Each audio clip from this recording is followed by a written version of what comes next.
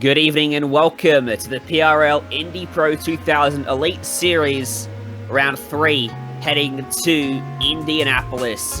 What a fitting track for a series on the Road to Indy calendar to head to the very track where the main game's series name was derived from. So these Indy Pro cars, they're low-powered, and there is some massive flat-out sections on this road course today using the lesser-known of the Indianapolis courses. They're going to be a fun race for us all right here on the Global SimRacing Channel. My name is Ryan Jones. Alongside me, Oisin Parker, Joe Peak behind the scenes, and Dougie Beard. Responsible for all the cameras you're seeing over the course of the broadcast. Let's dive down and take a look at the road course here at Indianapolis Motor Speedway with our GSRC track guide.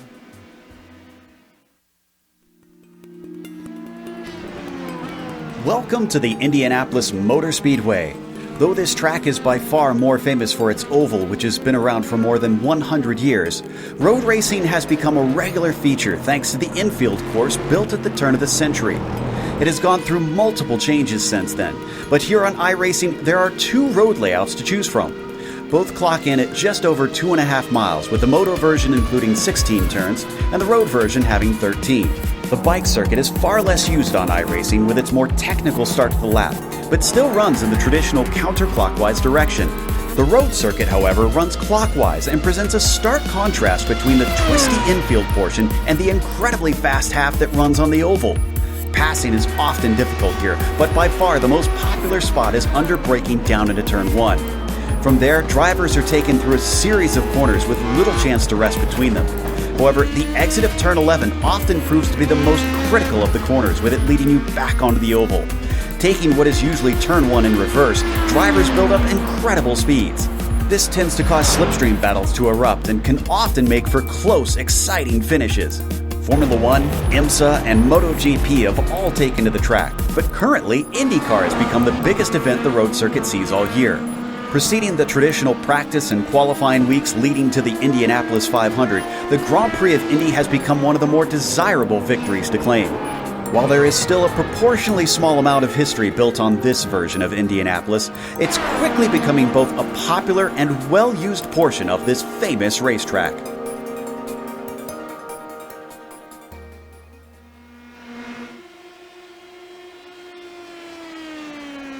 Look there at this famous facility where it can host over 250,000 people in its seated capacity, making it the largest sporting venue in the world. Oisin, what more can you tell us about this famed track? Built in 1909 originally. They went to Europe and then they realized, oh, we need these things called racetracks too, and so the Indianapolis Motor Speedway was built in Indianapolis, Indiana. It is 4.2 kilometers, 2.6 miles, this road course. Interestingly, only 200 meters longer than the famed oval course here, and it is the first time that cars have been running clockwise at Indianapolis, was when this GP course was built for the 2000 United States Grand Prix. Of course, that lasted for 7 years, and now we are racing Pro Masters here. We got this famous banked turn 13, we got the tight and twisty technical slippery infield section, and we got a lot of drivers who have their work cut out for them today in order to master this course. And as always, today's race is brought to you by SimSA. Simulation Motorsports Affinity provides many consulting services, from completely customizing simulators to managing teams, individual drivers, and complete events. They're working hard to bring organizations, companies, manufacturers, teams, and drivers together at one place to support and promote sim racing internationally. They're also bridging virtual and real motorsports by providing a network between these two, involving sim racers, real drivers, teams, managers, engineers, and of course motorsport fans alike.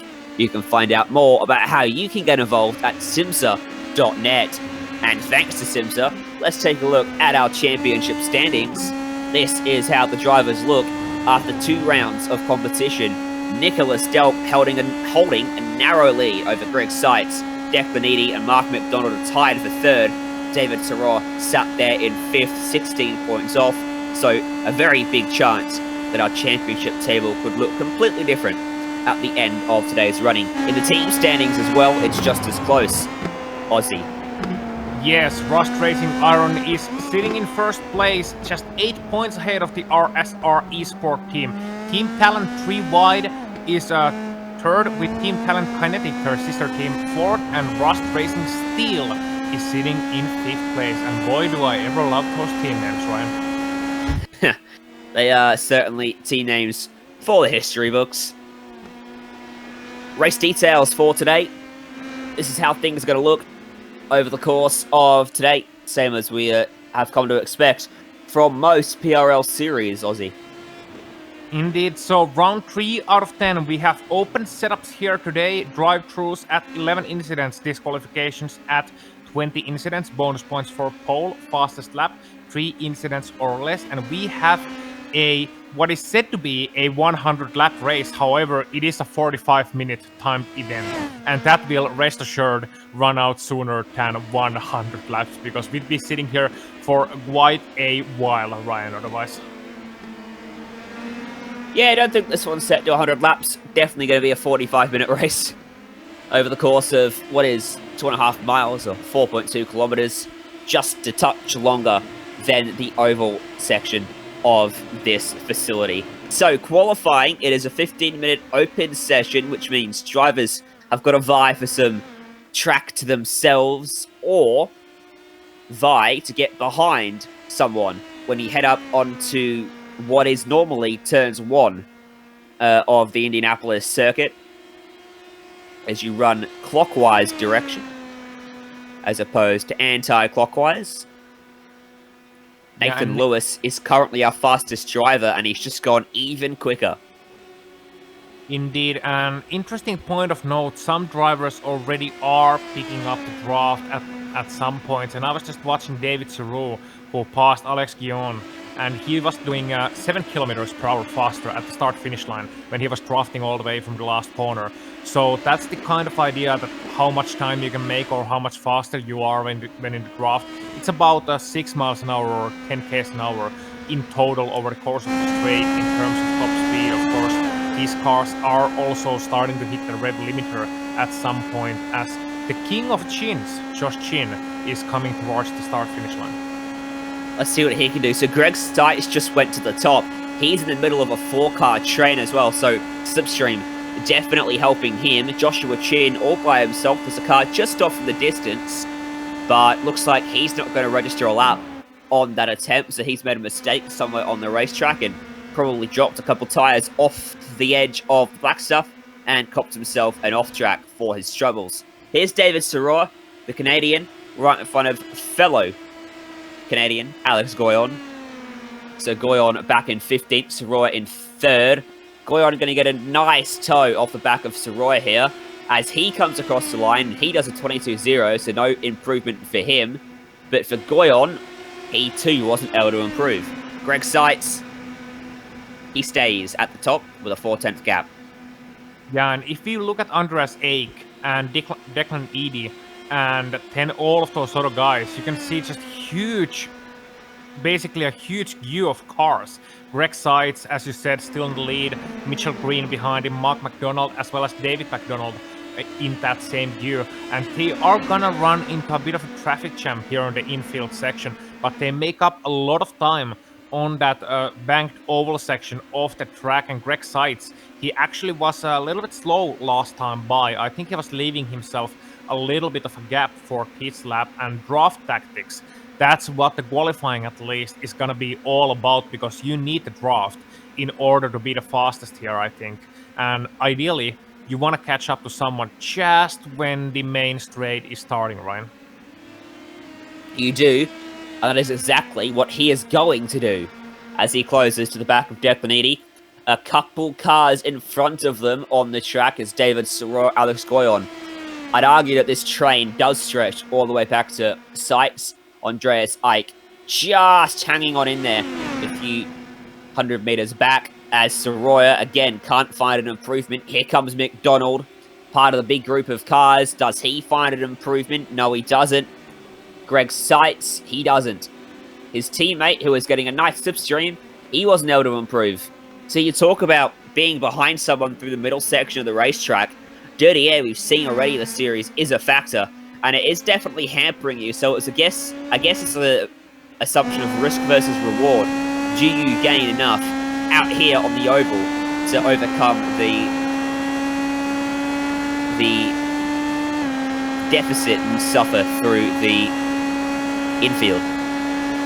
Yeah, and well, it's a double-edged sword, really. You kind of wanna, I mean, ideally, you would get past somebody on the racing line into turn number 1, and then you wanna catch up to someone, so you don't get too much dirty air right into those slow last couple of corners.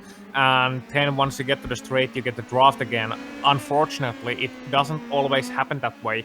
But what can happen here are teammates walking together and, you know, just giving some help to each other. David McDonald, Mark McDonald, I think they're doing just that right now. Sitting in 7th and 8th, Mark 7th and David 8th on the overall standings. They're right behind each other and towing Alex Guon along with them. And this should be Mark getting now the optimal lap. He's got a 22.1 on board. Doesn't get a lap this time around. Should get one next time though. However, he has to lift early into turn number 1, and that's not the optimal thing you want to do as they run into some traffic fresh out of the pit lane. I counted 9 cars on that shot of the main straight there, all in a big group together. You mentioned down at turn 1, so Seitz and his teammate, Mitchell Ian Green, are working together. They are going back and forth each lap to give each other the slipstream and the tow. So, as you mentioned, teammates are a massive help, and they are working together exactly as you'd expect. Nathan Lewis, after leading early, still sitting in 2nd, the better part of half a second away from the top of the sheets. He's got 2 tenths in hand over a very close scrap behind. David Soroa, Owen Watts, Wilson, and Edie, all covered by about 600ths of a second. Yeah, and I was watching Sides right now coming to the main straight. He was actually lifting to give Mitchell Green some drafter. Now, Mitchell Green sitting only in 17th place, but I wonder if he's going to get even faster now that Greg is giving him some tow here and trying to drag him up to those good positions, 23.6, and there he go. Greg is going to give him the position and allow Mitchell Green to have a clean lap here for the last couple of minutes to try and improve on his times. They also got Andreas Ike and Declan Eady right ahead of them. However, I don't think Mitchell's going to catch up right to him. Still, Sides, Lewis, and Eady, top 3, and I must say, Greg Sides, he's in a league of his own currently in the standings. The benefit for Green there is he's arriving at turn 1 to begin his lap with a lot more speed than if you arrived without a car in front of you. So he's finding a benefit early and then using clean air to find time through the infield section. Nathan Lewis getting a very nice tow, and it's enough to find an improvement of 2 tenths of a second. That was Liam Quinn that was giving him that benefit, and now he's going to slip up the inside at turn 1 and return the favour, regardless of if he wants to or not, because Quinn going to stay glued to that gearbox. Yeah, he is, and at this point in time, you just want to, you know, roll with it, give the guy the tow as well. The last thing you want to do is make enemies, because I know some people who deliberately slow down on the qualifying lap if they see someone drafting them and, you know, saying, no, you can't have the draft, you can't have the pony, basically. And once again, we see Mitchell Green coming to the line, 11th, so he finds improvement, a significant one, finding himself on the edge of top 10, and here goes Greg Sides again, potentially for his final qualifying attempt. I reckon it's fair game. If you see someone substreaming you, you don't want to give them the tow, you pull out of the way. Just don't expect any favours from them in the rest of qualifying or the race, especially if it's your championship rival that's trying to get a benefit from you. I wouldn't be giving any sort of advantage to them. Michael Overbay in 20th going to pull off, and Daniel Zegers will be left with nothing but clean air in front of him. He'll be happy now, but he'll be very sad in a moment when he reaches the oval. You see the famous structure that sits in the middle of the main straight in the background of there. Zegers then riding on board, looking over the front right assembly of this Indy Pro 2000 car. It does look like a slow lap. In fact, it is, because There goes the time in which he would have needed to improve. And he's just coming through to the main straight now. So he's warming up for his final attempt. Here's a 3-car train. David McDonald with the meat in the sandwich. Yeah, it is. And, that's something I want to talk about, Ryan, actually, because in this case, it would be a David McDonald sandwich. Even if he was stuck between two teammates, it would be a David McDonald sandwich, because people always talk about, like, if you see a McLaren, a Ferrari, and a McLaren, you talk about, oh, the Ferrari driver is in the McLaren sandwich. No, he's not. It's a Ferrari sandwich, because since when do you name a sandwich after the bun? You always name it after what's inside, no? I hate you. You're welcome. I was going to say McDonald would be, it'd be a Big Mac sandwich, but, Oh, that was actually a good one. That was actually a good one. But now you hate me, and that's very good. Hate is good. Hate is good, because without hate, you don't know what is love. Okay, we got qualifying going on, sorry. Oh, Lewis. He's just invalidated his lap time. He actually glued himself to the back of Michael Overbay and bump drafted him across the line. That invalidated his effort, and he will find no improvement. They both retire from the session down turn 1. Andreas Eick, what can he do then? This will be his final attempt of the session. Currently sitting in 15th place with a 1 minute 22.419. An improvement of a 10th will gain him a few spots. Across the line he comes, a 22.385. He goes to 13th with that one. Oh. The Scandinavian, just outside the top 10. And that's exactly the same time to 1 millisecond with Nicholas Delp. So, they both went 122.385.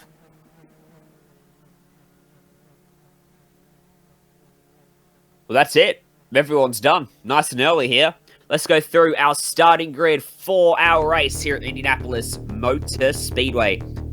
Greg Seitz on the pole. Nathan Lewis will start outside row 1. Brendan Wilson and Declan Eady lighting up off row 2. David Soroya and Owen Watt starting from 5th and 6th. Joshua Chin and Mitchell Ian Green on row 4. David McDonald and Mark McDonald making a Big Mac row 5. Armando Edwards starting in row 6. Alongside him is Nicholas Delp, Andreas Eick 13th, Liam Gwynn 14th, then it's Andrew Wood 15th, Daniel Ziegler 16th, Alex Guillon 17th, Daniel Cronifus 18th, Byron Daly and Michael Overbay rounding out your row 10 and top 20, Aaron Ruffs and Linda Swaby your last 2 starters for this event. So 22 driver field. Well, it's better than 6. Indeed it is. Don't forget, there's actually 2 races running side by side here. We're broadcasting the elite split. There is also a second division, if you want to call it, or the next rung down on the ladder. It is, of course, the USF 2000 series, which is hosting about 25 drivers as well. Thanks to Precision Racing League, setting up a Road to Indy ladder as part of their weekly racing system. Remember, if you want to see where your favorite driver is in the field without waiting for our leaderboard to cycle through or for us to highlight them, you can go to GSRC.tv and you'll be able to take a look at where they sit in the field, what sort of lap times they're doing, and how they're tracking in their conquest to get the best result possible. GSRC TV, your home for all your live timing needs. We're going to have a pace lap here, and we're going to be using the entire lap, so we've got a bit of time up our sleeves here. Who's your pick for this one? Oh, that's a good one. It would be obvious to say Greg Seitz, because he's, on the pole position and he's been fast throughout the season. But I'm gonna say David Soroya. He's starting in 5th place, he's in a decent position, and he was quite fast in practice, so if he can find his rhythm and his consistency, then who knows? Because I think it's gonna be a draft fest between the top 8 drivers or so, unless Greg can find something up his sleeve. We're gonna have a lot of drafts here. Teammates are going to be crucial in racing, just as they were in qualifying. Look there. Brendan Wilson, Declan Eady, Owen Watts, 3 RSR esports cars lining up with each other on the grid. Look for them to potentially work together. Maybe try and slingshot each other past the 2 drivers starting in front of them. Greg Seitz and Nathan Lewis.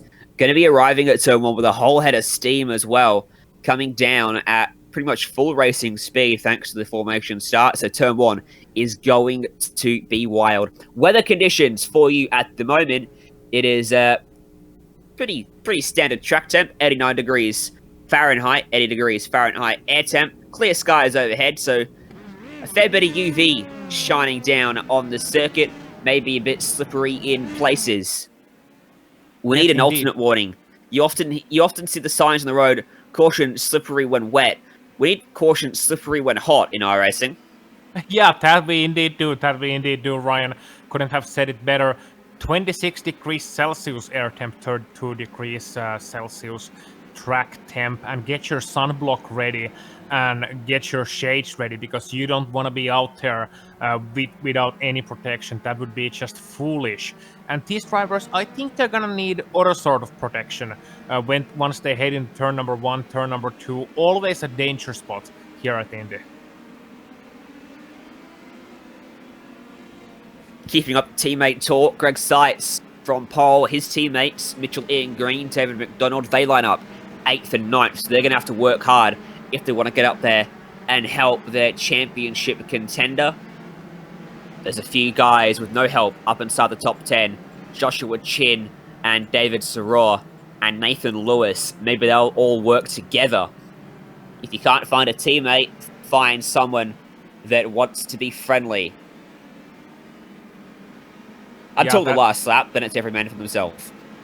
Yeah, pretty much. It's kind of like a super speedway, except nothing at all like that. But you want to have some friends. You don't want to race too hard early on. You want to give some leeway. You want to have some give and take and make sure you are in the right position at the right time to win this race. That's what it comes down to. So it's not only a race of pace, it's also a race of racecraft when it comes to these fast circuits. All right, let's get ready. Let's get this one underway. 45 minutes ahead of us. Going to see a pit stop at some point as well for some fuel and potentially for some tires. How's this race going to pan out? I reckon it's going to be hard for drivers to pull away with the power of the slipstream up on the oval portion of this racetrack. Watch for the iRacing.com Porsche pace car to dive down and out of the way as we sweep onto the main straight. Greg Seitz going to be in control of the field. We're running clockwise here at Indianapolis. We're using the road course. Let's go racing. Greg Seitz in control. Waiting on the green flag. There it is. We are underway. Great start for Seitz. And going with him will be Brendan Wilson to the inside of Nathan Lewis as we stream down into turn number 1.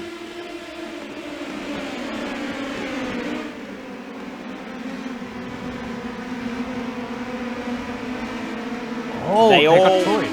Yeah, they all made it through. We held our breath in the comms box. Everyone's got through turn 1 cleanly, but now there's drama. 2 cars off in the kitty litter. That's Owen Watts and Nathan Lewis. Yeah, Owen Watts, Nathan Lewis coming together as well. Oh, and Michael Overbay and Brandon Wilson just hit each other as well. Brandon Wilson, who started in 3rd place, has spun around, got himself a bit of damage for his troubles, and is now being passed by Nathan Lewis, who started in 2nd. These 2 guys all the way to the back of the field. So that's a lot of drama for these guys, and that's going to potentially open up some leeway for Greg Seitz. 4 of your top 6 starters running into issues here on lap 1. So, Greg Seitz will lead Declan Eady. Mitchell Ian Green has just made a mistake, and he's lost out on a good spot. Joshua Chin also going off the racetrack. Huge shake-up to the running order on the first lap here at Indianapolis. Some massive movers. We'll go through them as we come across the line. So Seitz leads. 2nd place is Declan Eady. Mark McDonald from 10th to 3rd. David McDonald coming with him as well from 9th to 4th. Mitchell Ian Green had gained a few, only gained 3 after his mistake late in the lap. Nicholas Delps gained 6. Liam Quitters gained 7. Brian Daly in 10th. He's gained 9, and he's going to make another move up the inside. Yeah, that's Josh Chin actually up on the inside. Byron Daly on the outside defending his position, doing so well. There's a good battle pack between those guys. Actually, David Savoy sitting 7th, I believe. Liam Quinn sitting 8th, and Armando Edwards sitting 9th. Then it's Byron Daly, Josh Chin, Andrew Wood, Alex Guan, Daniel Kranfus, and Daniel Zegers. All of those guys in one big pack. Now, a lot of position change is going to be happening on the main straight, on the oval section, but don't discount the infield section as well, because it's very technical, and as we saw on lap number 1, very easy to make a mistake here. It is. That first lap was wild. Cold Tires taking no prisoners, as some big names threw themselves off the racetrack. As we come around and we watch this battle for 7th place, what a battle this is. It's headed up by David Soror, Liam Quinn, Armando Edwards, Byron Daly, Joshua Chin, Andrew Wood, Alex Goyon. They're all in this one. Behind them, the back of the shot, Kranfus and Zegers are side by side as well. And in it's turn 1, there's a look from Edwards up the inside of Quinn, who goes deep and looks to the outside of Soror. 3 cars, and there's contact. Soroya escapes as Quinn got a little bit of hang time, but it looks like he might be able to escape. Yeah, Liam Quinn, yeah, definitely, but his rear tires are not okay. A little bit of damage for Liam Quinn probably out of that one. Edwards just running a little bit to the rear corner of him, braking tad too deep into turn number 1, and it's so easy to make that mistake here, because you can't see how tight the corner is until you are at it, and it's very difficult to judge the proper point, especially when you're going too wide, because it's just so wide, and then it narrows so quickly. Joshua Chin looking up the inside of the infield on Daly, but that doesn't quite work out in his favour.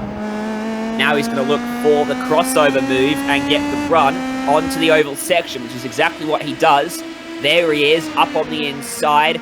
Now it's going to be a drag race that he will win, thanks to the extra speed he carried onto here, as Daly almost drives down into his left side tyres. And look at the slipstream that Andrew Wood is getting. A double toe, going to work in his favour, captain around to the main straight. That's a huge one, and that's a bit of netcode, I can say it right away. Just a bit of contact and they're still wrecking, yeah. It's still wrecking. Wilson. And that was a domino effect. As everyone checked up, they all started to go around. It started with Joshua Chin and Daly. Josh Chin, Byron Daly. And here we see them coming to the main straight. So you can see it already, they came into a bit of contact. And let's stay on this. We get a new replay actually to see what happened. Byron Daly on the outside, and they're racing each other very aggressively as they come to the last corner. And then there's just gonna be a bit of contact. And it looked like, Chin just got punted into the inside wall, and he's gonna collect Andrew Wood, and then they're gonna keep crashing, and behind them drivers just they have all the room in the world to avoid them, but they still make moves a little bit too late and running into each other. And I believe that's a couple of guys behind them just running into each other. Lyndon Swaby involved in that one, so just not braking enough was Brandon Wilson running into the back of Lyndon Swaby, and here we see on board with Owen Watts. Owen Watts wouldn't have had much to know about this. There he sees them wrecking, can't see where they are. Now he sees, goes to the right, and he was one of the drivers who did have nowhere to go. I count 5, maybe 6 total involved in that wreck out on the main straight in front of the grandstand, where these virtual spectators just got a face full of debris. Yeah, and meanwhile in the second place, as you can see in the pictures here, we got Mark McDonald passing Declan Eady for the second place, Mitchell Green 4th with David McDonald 5th and Nicholas Delp 6th. So we got a good battle packs of clean racing going on. But yeah, coming back to that earlier wreck, being a victim and all, you can say being a victim all day long, but the fact is, once you see smoke ahead and you see yellow flags ahead, what does a yellow flag mean? Caution, hazard on track. What do you do then? Speed up. Yeah, exactly. You see smoke, and then you just hear days of thunder in your head, going, you can go through it, and instead of lifting. And that's what's catching so many people out, because the last thing on racing drivers' mind is lifting, but that's where racecraft and decision making comes in, as Edie and McDonald go side by side once again. I think the iRacing mindset for gassing it up when there's a wreck ahead of you is because there are no safety cars in road racing. So if you lift off and you lose about 5 or 10 seconds, you're not getting that back.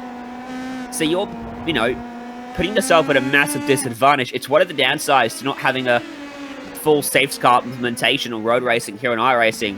You see on ovals, drivers do take a lot more care knowing the caution is going to come out. Oh, sorry.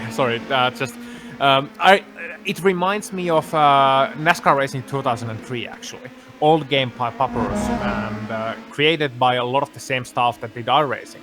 And back then, we had something called Race Back to the Line. And that was wild, man. If you're aware with the term ARCA brakes, that's exactly what went down there. But yeah, 5 to 10 seconds or even 3-4 seconds, it sucks, not getting that back. But still, in case of Brandon Wilson there earlier on, when you see smoke ahead and you're not sure what's there, brake and, take time to assess the situation. Because not only do you not know what's ahead, but the drivers in front of you are most likely braking if they're being a little bit clever. And as a result of that, Lyndon Swaby was braking into the situation, Brandon Wilson wasn't, and Swaby was rewarded by a huge punt to the back of him as a, consequence of his cautious actions.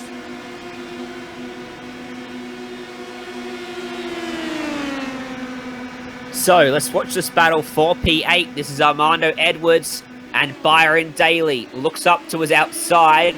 Potentially the catalyst for that big crash is still going strong and gaining a position. No, he can't hold it.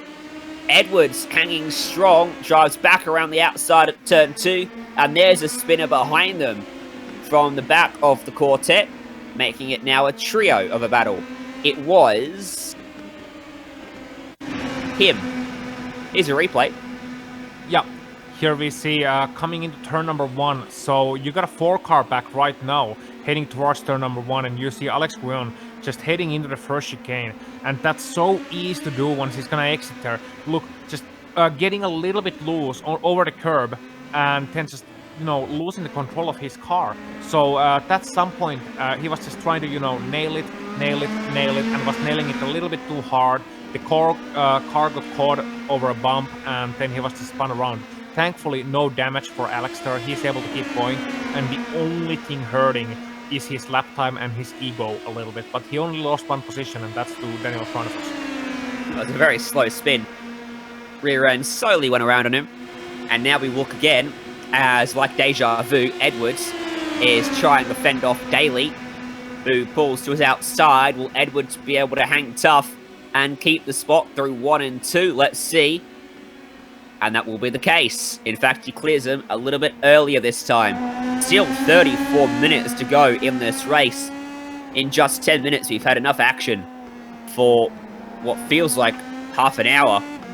But still, over half an hour to go.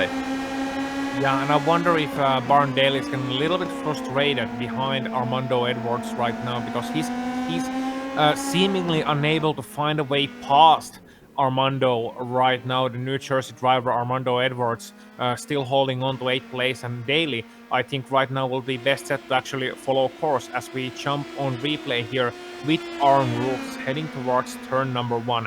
Now, what went down here? Oh, there was a slow car ahead of him. A very slow car. I think that might be... Oh, that... Yeah, he spun around. He spun around all by his own in turn number 1, so never mind, but yeah. Yeah, he got put off by that lap car. You can see the indecision coming into the corner. Messed him up, and around he went. Greg Seitz is running away with the lead of the race, while Declan Eady and Mark McDonald do battle behind. McDonald on the inside, finally taking that spot away. But he's got to pull a gap in this infield, otherwise Eady will come right on back when they get back down there on the next lap. McDonald, of course, coming through the field after starting from 10th place. Yeah, and I think they would be clever to try and walk together a little bit here, because Greg Seitz is not too far. The lead Greg Seitz has is under 4 seconds. So if Mark McDonald and Declan Eady can find each other, find a little bit of friendship out there on the racetrack as we watch the battle behind them, if they can find a little bit of friendship out here on the racetrack, they can, tow each other on the main straight, exchange pairs and try and see if they can catch up to the race lead.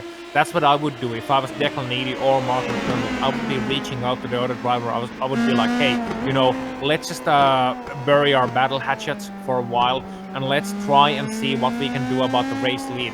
Because I would much rather fight for the win than the second place. Because second place, it's just first of losers. Sure, it's points, but I'm not celebrating second places. If you're ever leading a race and Aussie's behind you, watch out because he will drive through you because he does not want to be first of the losers, as he puts it. Mark McDonald on that lap went fastest of the race so far and still lost the spot down at turn 1. Yeah, Declan Eady getting past him, and you can see Mark McDonald not even trying to defend him, just letting Declan take the position and the racing line heading into turn number 1. Now, there is some room for improvement still for these guys, because Mark was holding on to the outside line. If he holds on to the inside, it allows Declan Eady to take the racing line better into turn 1 and get even more speed through there. But it's still a good job right now, and I think this is exactly what they need to do. Declan Eady and Mark McDonald work together. Last time by, Mark McDonald was able to catch 3/10 to Greg Seitz over the course of the last lap, and that adds up. 2/10, 3/10, it all adds up as we head towards the middle portion of this event.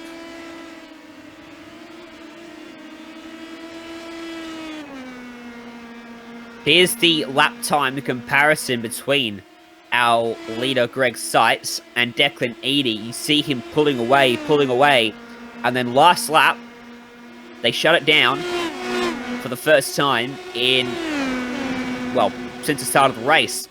Wonder if on lap 10 it comes down again. Looking at the left, I don't reckon it did. No, it did. 2/10. So, Eady and McDonald, are they now starting to find themselves flying towards Greg Seitz?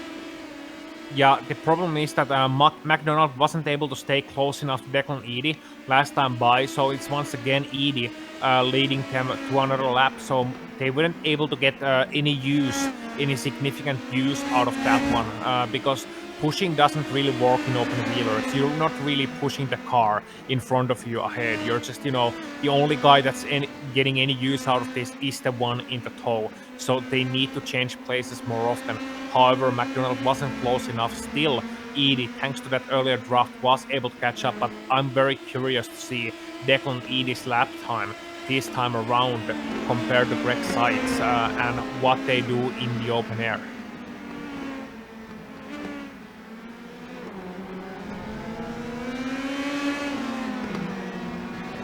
That P8 battle we've highlighted already so far today is still really good. Armando Edwards has found himself behind Byron Daly, heading through the normal turn 1, but he is going to be able to give Daly a serve of his own medicine. He will pull to the outside of Daly, and down into turn 1, we see how this pans out. Liam Quinn in there as well, thinking about where he can go, deciding lifting off is the best course of action, and check out the speed from Edwards around the outside at turn 1, struggling to pull it up, but he does, and he takes away the spot. Well, look here, Daly with the inside, and wow, that door shut quickly. Yeah, there was no door there, Edwards had to turn in at some point. Liam Gwynn, meanwhile, behind him. We should actually jump on board with Liam Gwynn, potentially, just to see what Liam Gwynn sees, because he is judging what these guys are doing, and here you can see it. And this is such a wonderful position. It's what we call a popcorn position, Ryan, because you can see him, right behind him, deciding what to do. What do I have to do here? Where can I go? He's hitting the limiter on the front stretch because he's in a 2-car draft and he can only go so fast.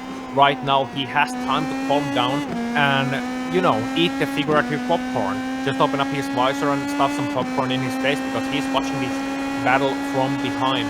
And meanwhile, on another note, from P number 2, P number 3, Mark McDonald is trying to pass Declan Eady, but Eady wasn't making it easy last time by. This time, however, McDonald able to make it through. So Indy looks like he is not quite as cooperative as Mark McDonald was earlier on, as we once again have battle heading into turn number 1 between this trio, Edwards. The snap of that's Daly oversteer. going very wide. Yeah. Snap of oversteer on the outside of the corner, struggling for grip. Had to fight it. Did a good job to not spin the car out, but he had to tour through the grass, and he's lost about 3 or 4 seconds, and he rejoins right in front of Andrew Wood.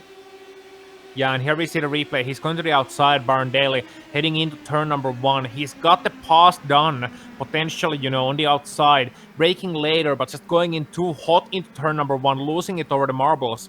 And did a great job of keeping it going relatively straight. And only losing a couple of seconds, not hitting anything, not hitting the wall, not hitting any hidden nasty bumps on the grass or anything. Just, you know, able to keep going. And still, if these guys ahead of him, Liam Gwynn and Armando Edwards, if they start battling, he still has a chance to catch them up. It's still a long race. However, this is a heaven sent for Daniel Chronifus, who's now behind them, as we have a battle once again heading into turn number 1 between Edie and McDonald.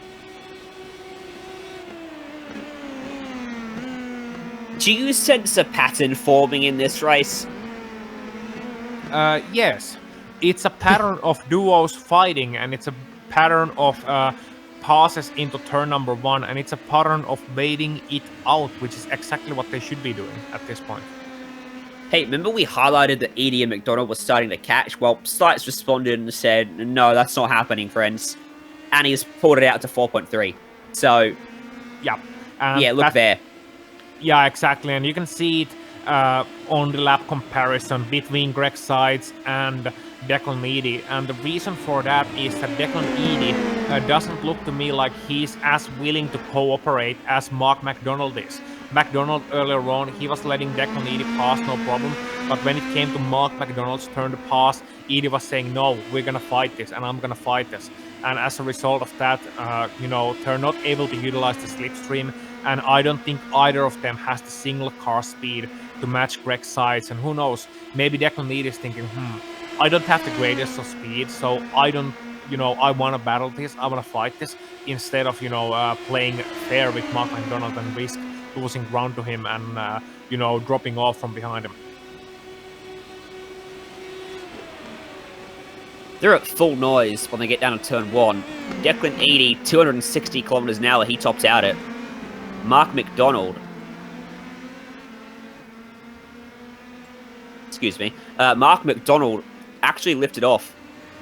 So he's given up on trying to pass him. I think maybe seeing if maybe Edie can drive up to sites by himself and pull him along, but gotta say, doesn't look like it's happening. Speaking of McDonald's, here's David in 4th place. Mitchell Ian Green right behind him. These two are teammates, so expect them to work together. Maybe they can suck up to the back of the next car, which is that two-way scrap for 2nd. And get away from David Servat as well. David Servat, you know, he's sitting in 6th place. He's trying to catch them up desperately. And look at the lap times for these guys. They're not bad at all. David McDonald, 122.49. Mitchell Green, 122.51. And David Servat, 122.58. As we jump on board with Servat there. And compared to the guys ahead, Declan Edie, 22.5. Mark McDonald, 22.7. So he had to lift off, and as a result of that, these guys are actually catching him. Look at Mitchell Green here. You can see him moving to the inside, and I think his teammate David McDonald is gonna let him through. No, Green was actually lifting, so he didn't want to go through just yet here. And that's a good example of great teamwork, communication. Make sure what you do, what you intend to do, and what is the best game plan. These guys are scheming plans and making decisions, moving at speeds of 250, 260 km an hour. And that just, you know, demands respect. And that's what racing drivers are able to do.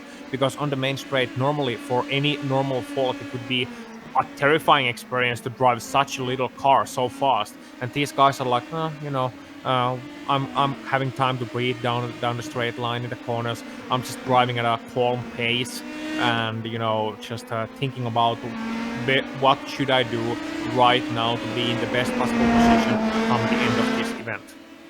Oh, big save. At least if you get it catastrophically wrong, here on iRacing, you can go, well, damn, I'm out of the race, but I'll hit the reset button and I'll try again next week. Whereas if you do it in real life, you may be trying to find a brand new chassis from somewhere. Yeah, and Daly got the spot away from Liam Gwyn as well. Gwyn had to save, and Chronifos as well right now behind Liam Gwyn.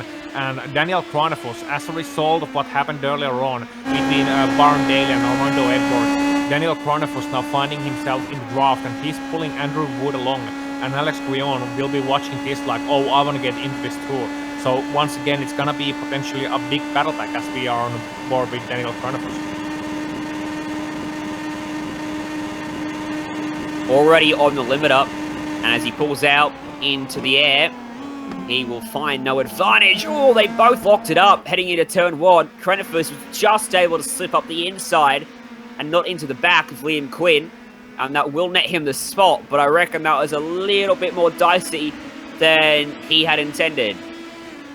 Yeah, and he was so on the limit into coming into turn number 1 as well, and Chronifos able to get the pass through Liam Gwyn, locking up a little bit more, running a little bit wide, and that was a good job from both of these drivers to, you know, not come together at those first couple of corners, and Liam Gwyn deciding, okay, I'm not gonna fight it too much, I'm gonna stay alongside him, of course, but I'm not gonna fight it too much. We can't afford to lose touch of the guys ahead here, and that's what you're thinking here all the time.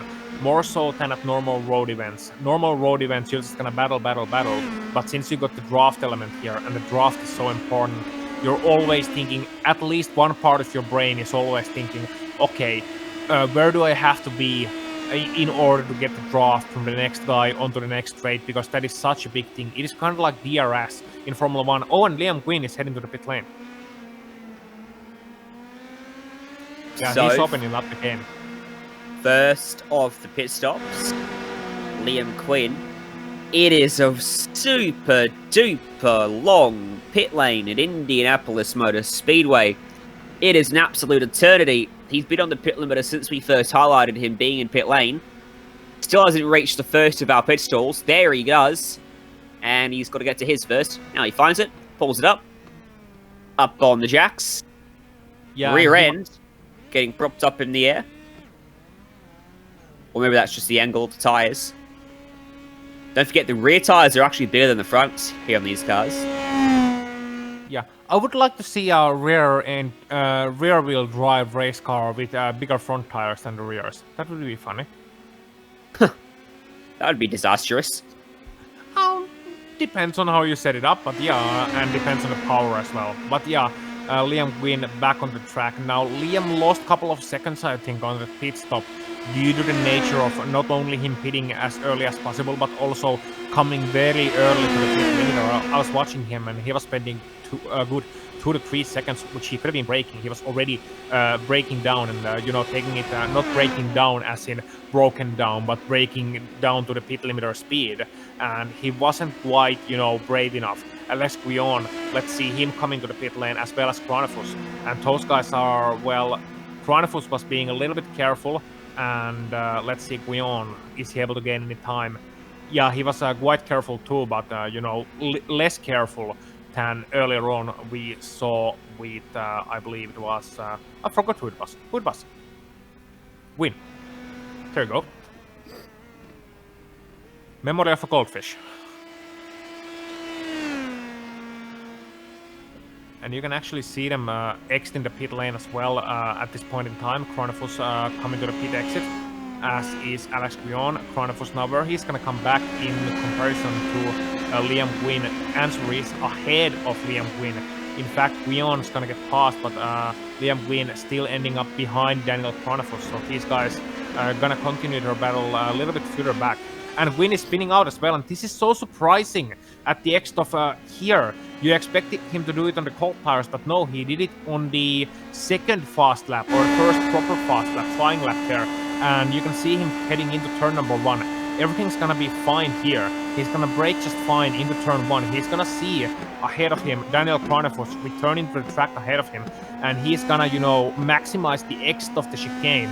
Unfortunately, running a little bit too wide, hitting the grass and just spinning out and losing a lot of time. Fortunately, not hitting anything. Now, pitting Do you want to pit by yourself and have clean air to put in the best times possible? Or do you want a drafting partner? Because if you have a drafting partner, you're going to be much, much quicker on the straights, but potentially slower through the middle section, just like in qualifying. So if Liam Quinn hadn't voted off the racetrack, we might have got an answer to that one. I think you want to pit all by yourself, because even though yes, the draft is a big thing, it's not as big as in a super speedway or something. And as David Savoie has caught the Rust Racing boys as well, David McDonald and Mitchell Green, as we are watching those guys potentially come into the pit lane soon. Yeah, going back to the pitting, you want to pit all by yourself. Not only can you brake as late as possible heading into the pit lane, as we are potentially going to see with David McDonald here, but also if somebody around you makes a mistake with the cold tires, then you're going to be a little bit safer potentially. And ahead of them, Mark McDonald pitting as well. Sights in as well from the lead of the race. So this is gonna be interesting. Declan Eady continuing on. He's gonna inherit the lead for a little bit now. When he's gonna come into the pit lane, we don't know. Probably quite soon. Imagine the fuel going to run out relatively quickly on these cars from this point on, and Sights gets in and out in the flash. And he'll rejoin with a mountain of clean air behind and in front as well. And would be interesting to see the pit time comparison between Mark McDonald and David McDonald, between the McDonalds, because David caught up to Mark during the pit stop sequence. So I think David managed to optimize his pit stop a little bit better, and he's now just a tad closer to his brother. And here we see it, Mark McDonald, a better stop time by 2/10, but on the pit lane he was spending 2.3 seconds longer, and that's gonna make all the difference in the world. So how do you go slower in pit lane, Ozzy, when you're on the pit limiter, in theory, for the entire thing? Well, a couple of reasons why you would go slower. First of all, he was at the start of the pit lane, he was going a little bit too slow, probably, being worried of the pit limit. And also another thing is that he initially missed his pit stall by just a little bit and had to reverse. So that's how you go slower on the pit lane. You could also be too conservative and get it slowed down too early. Yeah, but Mark missed his pit stall there. Yeah, before coming into your pit box. Declan Eady looked like he was pretty committed on the brakes there. And he pits, and he rejoins. There goes Sights, and there's Declan Eady behind. So about 4 or 5 seconds between them. Just as it was before the pit stops, and ooh, that looked tight. That was McDonald slipping by Green. Yeah, that's Mark McDonald slipping by Mitchell Green, and Mark McDonald in a heap of trouble there actually on the infield section, and he has lost ground a lot thanks to that little mistake of his to Declan Eady. So instead of being in that second place duo where he was during the early half of this race and the early thirds of the race, now he's sitting in P number 3 with Mitchell Green and potentially David McDonald as well, looking to join in that battle. Yeah, so bad pit stop cycle for him, with the outlap proving treacherous. 14 minutes left on the clock. A handful of drivers yet to make their pit stops, but most of our front runners now have been in.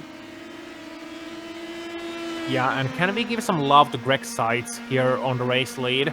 Because no wins yet this season, but he is a very, very, very capable driver from the northwest region of the United States of America. So he is showing here on Indianapolis that he's certainly one to watch out for later on in the season. Sitting second place in the points, 4 points behind the leading Nicholas Delp. And if these drivers finish as they are right now, then he's gonna inherit the championship lead as well, because Delp is only sitting 6th. So Greg Sights, no wins so far this season, 2 top 5s, however, and he is looking for his first one. And I must say, Ryan, been pretty much a perfect race for Greg here this afternoon. So far, it has. So far. Yeah, 4.5 commentators first. seconds, the gap between himself and Declan Eady. 3 seconds further back to McDonald. Green about a second back. Another McDonald there in 5th. And then some pretty big gaps starting to form. List of drivers that haven't pitted. I think everyone's come in now. Yeah, they pretty much would have to at this point in time, because you only have so much fuel in the tank.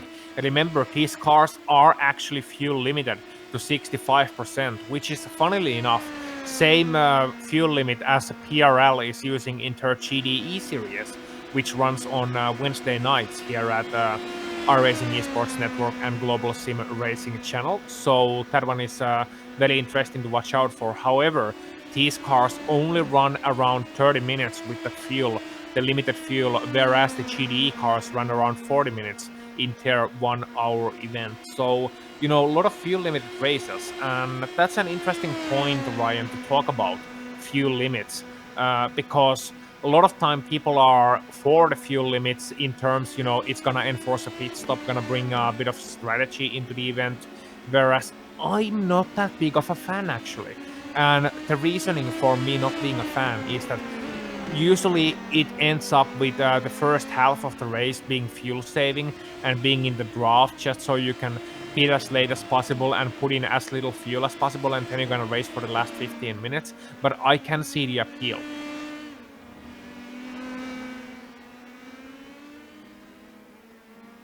I can see the appeal. It's the rules of the series I'm here commentating, so I love it. Oh, sell out. Come on, man, have an opinion. Tell us what you really think.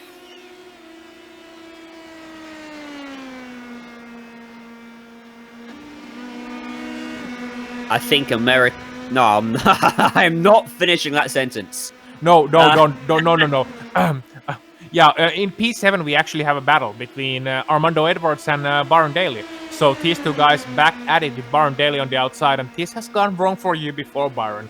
So don't get too close. No, he's gonna stick to the very far outside lane with Armando Edwards up on the inside. Let's see who breaks later. Taking a very wide berth now, but remember, this is a battle that we've seen for about 20 minutes now between Edwards and Daly, arriving at turn 1 side by side, lap after lap. Edwards again prevailing on the inside. He's prevailed on the inside and the outside, has Edwards, so making it tricky for Daly to actually find a way by and stick there. Because when he does get in front and he defends the outside, the inside, Edwards has been able to drive around that outside line. So I don't see this battle resolving itself anytime soon. No, and Edwards was actually right on the limit at the exit of the chicane. I was watching him, and he had to correct just a little bit of countersteer on the exit of the first chicane, and that's potentially giving an idea to Baron Daly about Edwards and how on the limit he is. Yes, he is able to prevail, but in order to stay in front at all these battles, there's gotta be something that keeps him in the front, and in his case, he's braking later and going hotter into that corner. Now Baron Daly once again gonna have a run at it. Is he gonna get ahead this time by once again having to go around the outside? Pulled out very early there. And has hit the brick wall that is the air. And so now he finds no advantage by the time they reach turn 1.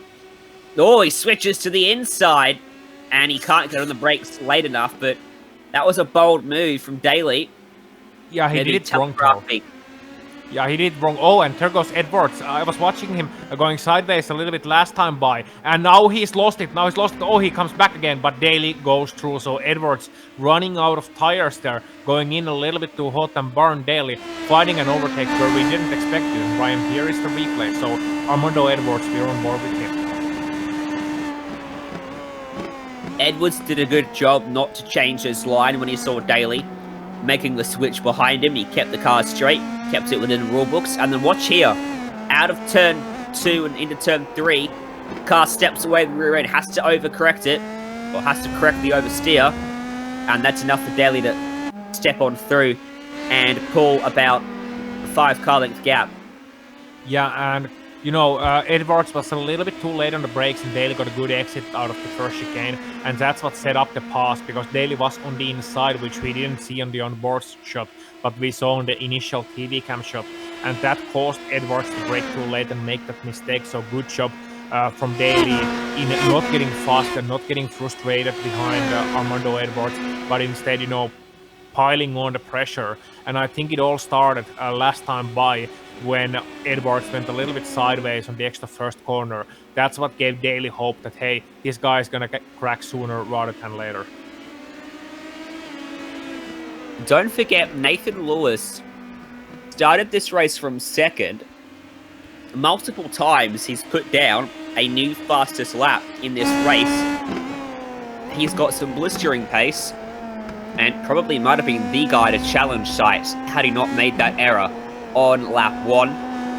Now sitting 9th, he's got Edwards and Daly right in front of him, and I wonder whether he will have the same issue as Daly when it comes to trying to make the overtake stick. Now, was that a slow-moving car, Kranefuss?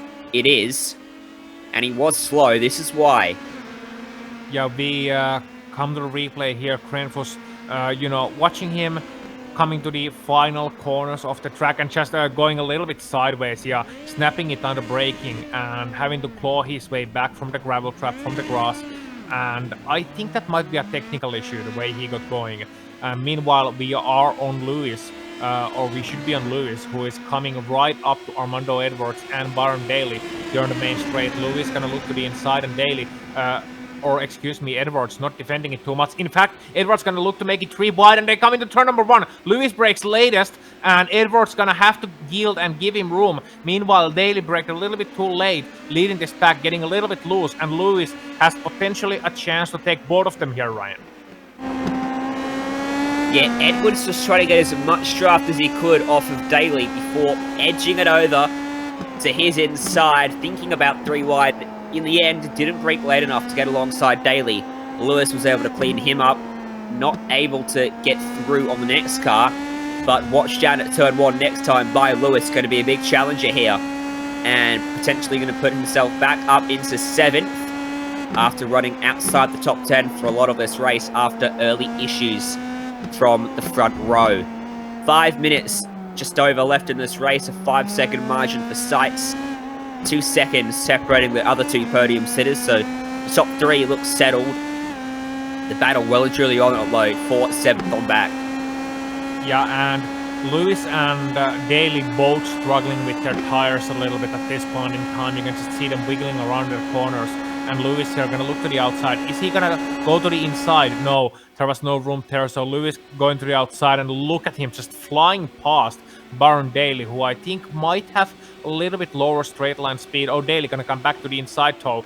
So maybe Daly was just lifting a little bit, being a wily fox. However, not gonna get through this time around. So Nathan Lewis now leading this back ahead of Byron Daly and ahead of Armando Edwards. Now, what's the gap ahead of Nathan Lewis? Too much. So it's going to be these guys battling until the checkered flag flies.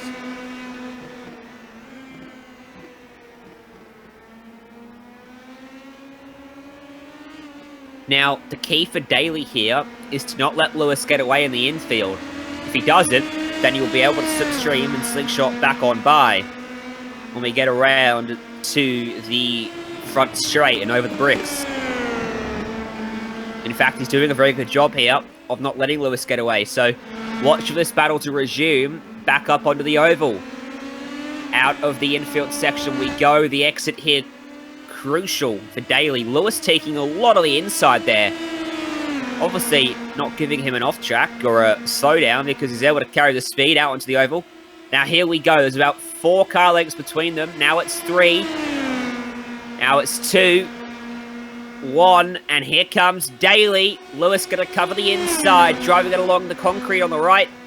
And Daly gets a nose in front on the outside. Can he go the long way around at turn 1? Last of the late breakers will be Nathan Lewis. Inside prevails, goes a bit deep, and Daly had to check up there. Yeah, Daly had to check up, and Lewis being very, very late on the brakes indeed. Daly getting a little bit sideways into turn number 1. Nothing doing there, but he's still gonna get a chance.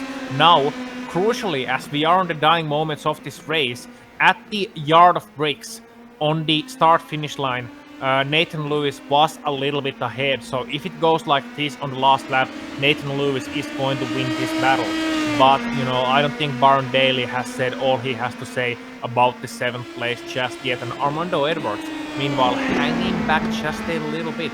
He just understeers out, so he has potentially a little bit of damage, or his tires have worn out so much that he just cannot bring the fight to these two, at least not in this moment. Baron Daly, once again, and are you ready for take number 3, Ryan? Well, remember Armando Edwards was slipping and sliding around for a lot of this one, so would it be a surprise to see if his tires have in fact fallen away just enough to prevent him battling here? As Lewis defending Daly to the outside, lap after lap, we see this story. Will it have a different ending on this attempt? Ooh, they're side by side through one and just holding on this time. That was as close as Daly's got to go around the outside on that attempt. Yeah, and that was as late as he's going to break into turn number 1. He can't break in later or the car is not going to stick. It was so close this time around, but Lewis just getting the position and sliding ahead of him into turn 1. However, it was very close to contact because Lewis was just, pressing the throttle and, making sure he's the first one exiting that corner. So they might still get a crack at it at this during the course of this event.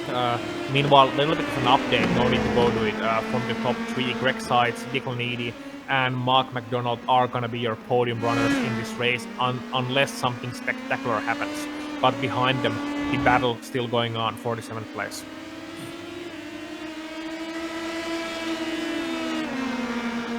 Minute and a half left on the clock. Minute 22 lap times. Greg Seitz has already come across the line, so we're going to have white flag next time by. Lewis has pulled a good gap now, hasn't he? Indy. Sorry, not Indy. I was looking at 2nd place. Daly is not going to get there on this lap, and I reckon Lewis might have sealed the deal there, as Quinn behind trying to find some late gain on Daniel Kranefuss, who will lose out into turn 1, trying to fight back on the inside. Can't do it. Oh, yes, he can. Oh, and Kranefuss gonna have the outside line heading in there, and they're still side by side. Liam Quinn and Daniel Kranefuss, and Kranefuss is actually gonna get through. That's impressive stuff. That's actually an impressive overtake, and he's gonna run wide, and Liam Quinn getting the position back. Oh, and Kranefuss hitting the grass, and great save there. And look at these, both of these guys on used tires, Liam Quinn and Daniel Kranefuss sliding around all over the place, and still nothing decided until Kranefuss makes that mistake heading onto the back straight. There's Greg Seitz crossing the line, seeing the white flag. 1 lap to go at Indianapolis Motor Speedway in the Indy Pro 2000 Elite Series, brought to you by Precision Racing League and SimSup. It's a 5-second gap that he carries. And it really looks like the top 3, 4, 5 are settled, but plenty of wild scraps down the order still to be decided. That is Liam Quinn, and he's managed to pull a big gap on Kranefuss through the infield, and he is comfortable as he now sees the white flag. Yeah, he is quite comfortable there, not gonna get challenged into turn number 1. Still trying to break the draft just a little bit, and Kranefuss gonna catch him during the course of this straight. Not catch up to him, but catch a little bit and potentially make himself a threat for this last lap. And here is Michael Overbay. I don't think we mentioned him a single time in this race, but he's behind them too and potentially gonna challenge them heading onto the main straight. But it's all about this man, Ryan. Greg Seitz. Greg Seitz put it on the pole and has not looked back since, barring the pit stop cycle. He has led every single lap of this race. Round 3 of the series going to go his way. Greg Seitz gets it done in Indianapolis. He will be kissing the bricks tonight. Yeah, he will, and behind him, the battle for P number 7. Nathan Lewis gonna come over the line ahead of Byron Daly, I think, because Lewis was able to maximize his exit onto the front straight, so that's gonna end like that. And behind them, Liam Quinn, Daniel Kranefuss, there might still be a scrap here. Kranefuss, however, a little bit too far for my liking for him to make an attempt coming into the yard of bricks. About 8 or so car lengths back. Official gap is 0.6 of a second. Liam Quinn will hold on. He will take 11th place. Cranefist will close up, but he won't get close enough. That's it. Let's go to a break here on the Global SimRacing Channel. Stay with us after the break. We'll come back with your results and interviews here from Indianapolis in the Precision Racing League Indy Pro 2000 Series.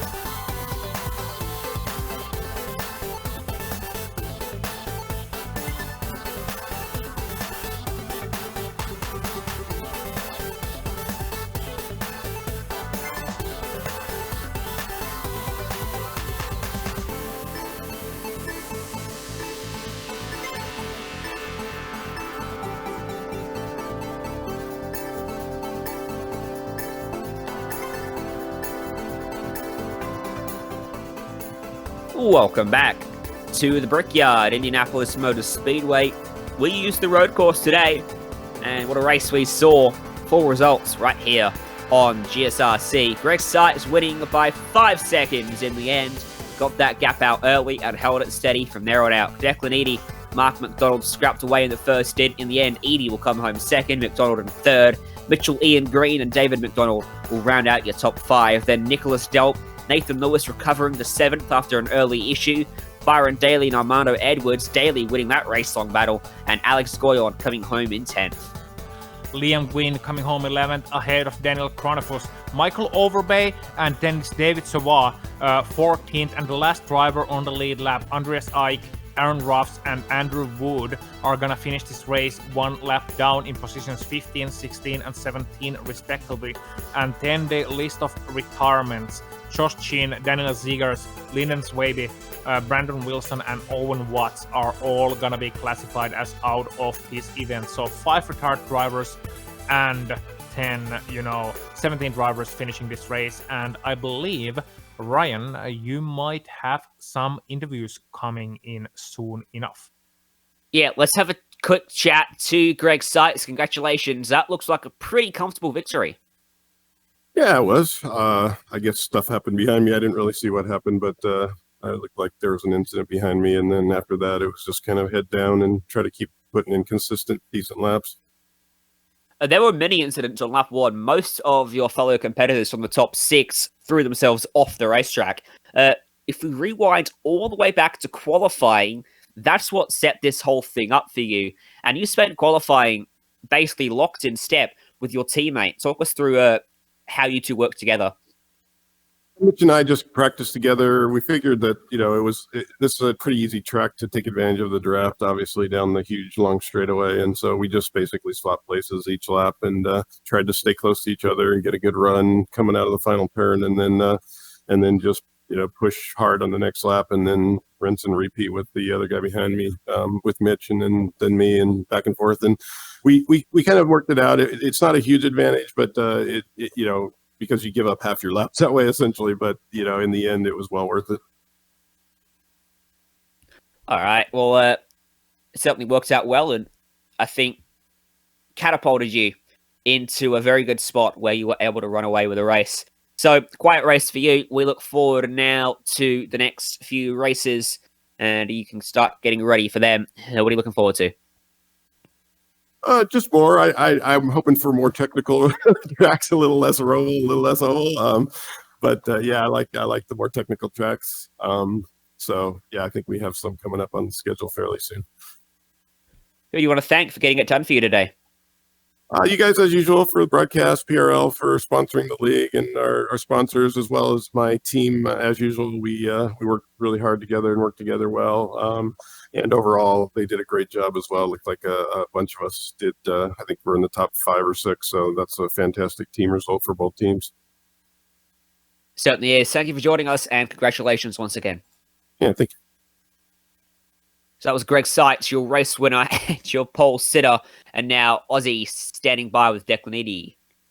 Indeed, Declan Eady starting in 4th place, finishing 2nd. Was that the maximum race result for you today?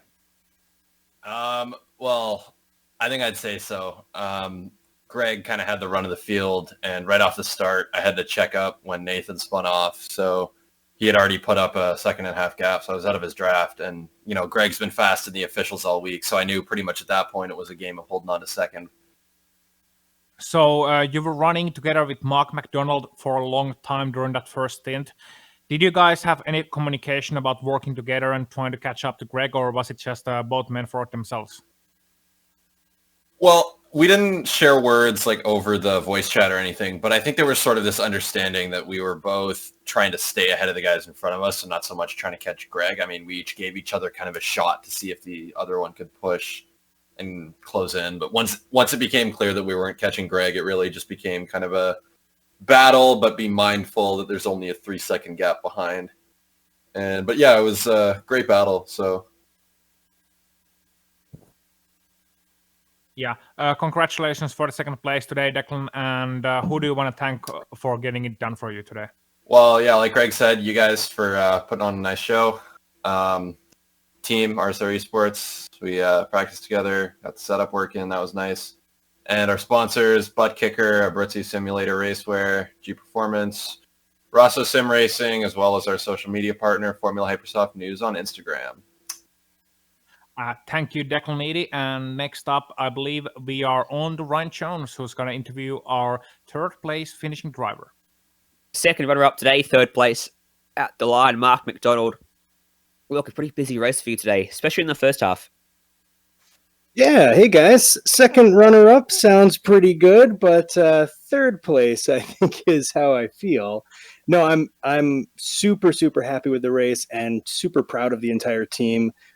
Greg's setup work and his hard work to get a solid baseline for all of us to work off of was just super valuable here. The setup that I ended up with was flawless. I had a race earlier today, an official race with Mitch, where we sorted out kind of what it was going to be like over a long stint and under racing conditions.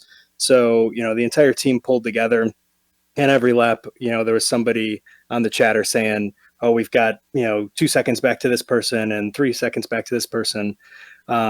So super proud of the entire team and the entire effort that went into this. We've got 4 guys in the top 5, 4 guys in the top 5, I guess. So I mean that's awesome. And even Dan had a tougher race, I think, but he moved up like 6 places. So that's fantastic. I'm super psyched for everyone.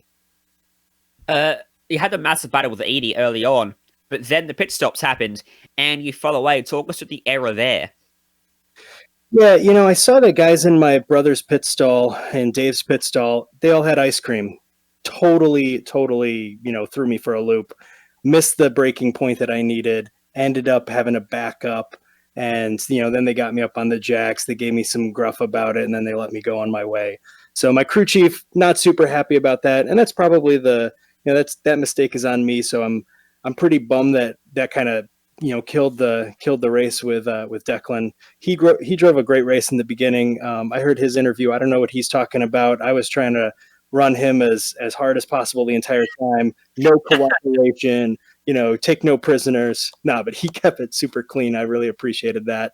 And it was a good fun time. Like about right before the pit stops, I was like, man, this is going to be tricky to figure out how to actually get by him here and stay ahead with this draft. So apparently you secretly turned into Cole Trickle down on pit road, seeing some ice cream down there. Wanted a piece of it for yourself. Before I let you go, who do you want to thank for helping you get second runner-up today? I want to thank Rust Racing and everyone on the team. This has been fantastic start of our season, and I'm super jazzed for everyone. Super excited. I want to thank SIMSA and ButtKicker for sponsoring the series, PRL and everyone that goes into officiating, and you guys for broadcasting it. GSRC. Really appreciate it. See you guys next week. We will see you there. So that was Mark McDonald coming home in third place today. And that will bring us to the end of our broadcast. As he said, thank you to SIMSA for being the title sponsor of this series. And Precision Racing League, bringing it to you, as always, with their hard work behind the scenes. Thank you to the companies that provide all the software and hardware for our broadcast. You can find out how you can get a hold of them by taking a look at your screen. That also includes the information for Junior Londe, who provides all of our great music. Thank you to the team with me today as well, Joe and Ozzy. You can find out more about GSRC, including our upcoming races, at globalsimracingchannel.com or GSR channel at Twitter, Facebook, Global Sim Racing Channel, and Discord. Here we have a Discord server. Yes, discord.me/GSRC, and at Instagram at GSRC_Graham. Don't forget to hit subscribe to us on YouTube so you don't miss a moment. Next race of this series, we head to Montreal. Plenty other races up on your screen. But from all of us today, thank you for joining us. And until next time, it's race clean, race hard, and see you on the track.